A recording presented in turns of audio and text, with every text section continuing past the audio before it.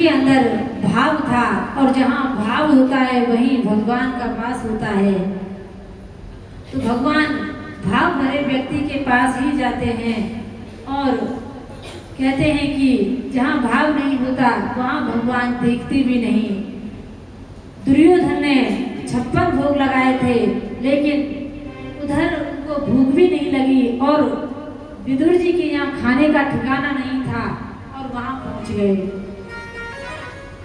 तो भगवान उसी के यहाँ आते हैं जिसके अंदर भाव है। अरे सबरी जी के तो झूठे बेर तक खाए हैं, क्यों? क्योंकि भाव के कारण। इसलिए प्रभु के उस भक्ति को हमेशा अपने हृदय में धारण करना चाहिए। इधर विदुर जी ने प्रभु को बड़े प्रेम से मेवा मिष्ठान भी खिलाए हैं, फिर प्रभु ने विश्राम किया। विदुर जी की जंघा पर लेटकर ही प्रभु ने विश्राम किया है, और अब विदुर जी प्रवास क्षेत्र में चले जाते हैं, और इधर वे बृहस्पति जी के शिष्य उद्धव जी से मुलाकात करते हैं और प्रभु की कथा को श्रवण करते हैं।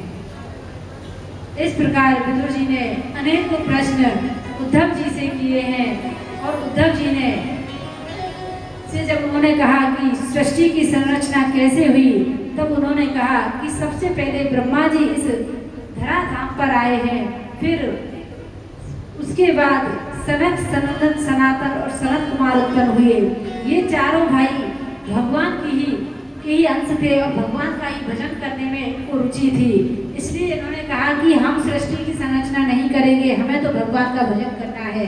और वे हमेशा 5 वर्ष की अवस्था के ही बने रहे, क्योंकि बड़े होने पर शरीर में विकार आ जाता है, और वह 5 वर्ष की अवस्था में ही अपने पूरे जीवन में बने रहे और प्रभु का भजन करते रहे। इधर पुनः जब सृष्टि संरचना हुई तो ब्रह्मा जी ने क्रोध किया, और क्रोध से भ्रकुटी जब टेढ़ी हुई तो एक काले कलर का एक बालक प्रकट हुआ, और वह जब रोने लगा तो उसका नाम रुद्र रख दिया, और कहा कि मैं कहाँ जाऊं, क्योंकि रुद्र तो भूत प्रेतों की सृष्टि करने लगा। ब्रह्मा जी सोचने लगे, अरे भूत प्रेतों की सृष्टि से भी कोई संसार चलता है क्या?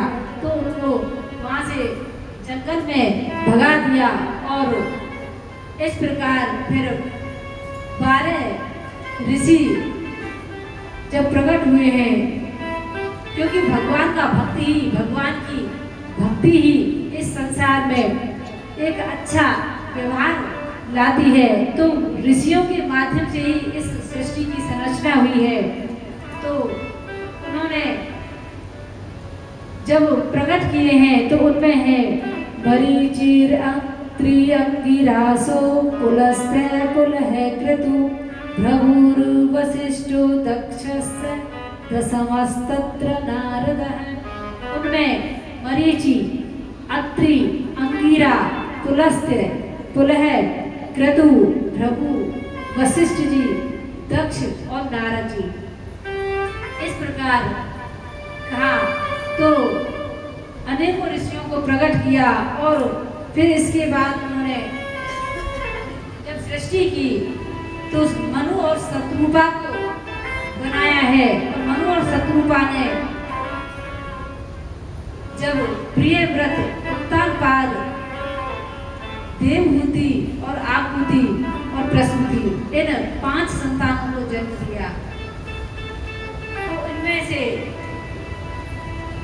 जब देवहूति और प्रसूति इन सबका जब संचार हुआ तो इन्होंने अनेक प्रकार की सृष्टि संरचना की है, और जब सृष्टि संरचना की तो कहते हैं कि 3 जन्म में जो राक्षस थे, जय और विजय राक्षस हुए हैं भगवान की पार्षद होते हुए भी, क्योंकि उन्होंने प्रभु के नियमों का पालन नहीं किया। जब दर्शन के लिए आ रहे थे तो उन्होंने उनको राक्षस होने का वरदान दिया है, क्योंकि हम कहते हैं कि महात्मा जब दर्शन के लिए आए तो भगवान कहते हैं कि मेरे द्वार पर किसी को भी आप रोक सकते हो, लेकिन संत और ब्राह्मण को कभी नहीं रोक सकते। थे। तो उनका अपमान जब किया तो 3 जन्मों में उन्हें राक्षस बनना पड़ा, जिनमें हिरण्याक्ष, हिरण्यकश्यपु ये पहले जन्म में हुए, दूसरे जन्म में रावण और कुंभकर्ण, तीसरे में शिशुपाल और दंतवक्र। इस प्रकार वे तीनों जन्म में राक्षस हुए हैं।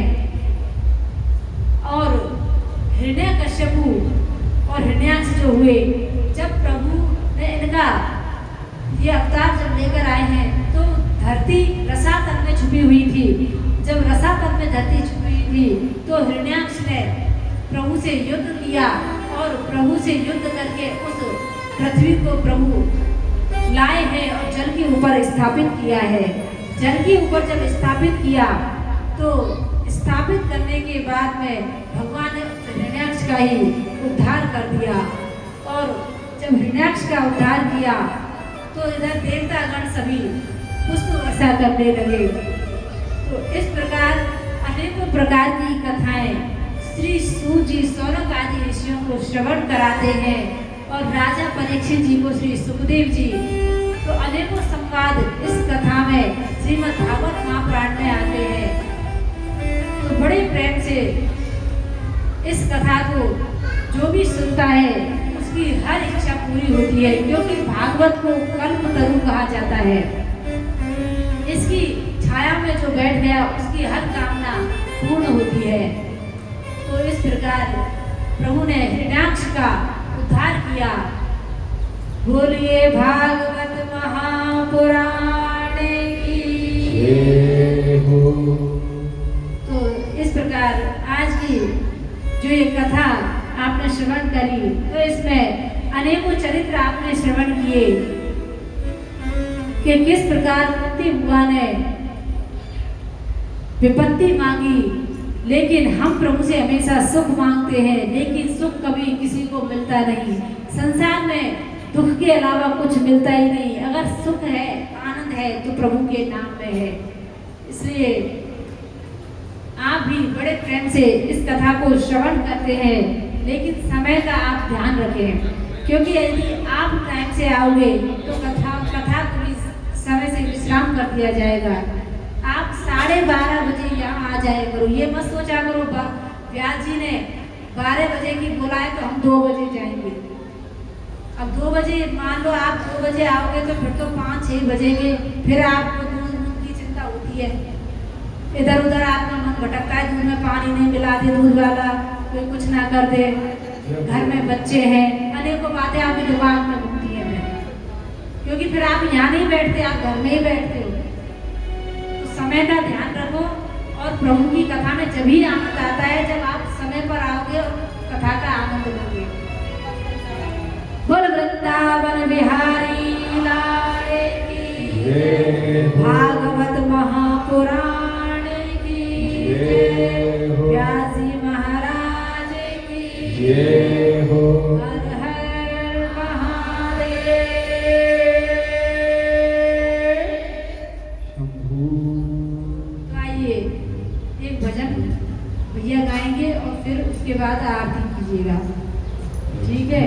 समय का ध्यान रखना, कल से 12:30 बजे यहाँ उपस्थित हो जाना।